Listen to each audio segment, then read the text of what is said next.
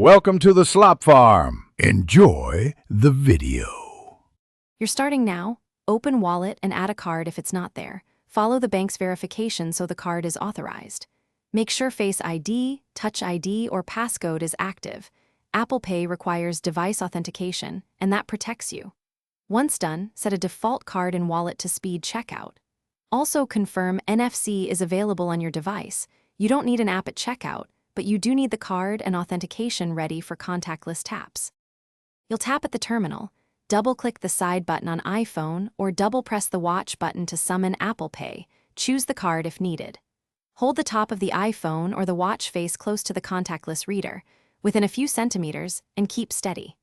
The reader and device exchange encrypted tokens rather than your real card number, which is why it's secure. Wait for the vibration, beep, or checkmark confirmation before moving away if a prompt asks. Authenticate with Face ID or passcode. You finish the transaction by confirming the on-screen checkmark or receipt and collecting your goods. If the tap fails, reselect the card and wallet and try again. Sometimes the terminal needs a second attempt.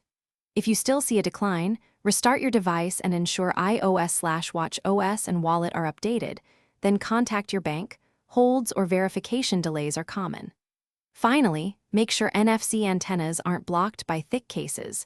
If problems persist, remove the case and retry before using a different payment method.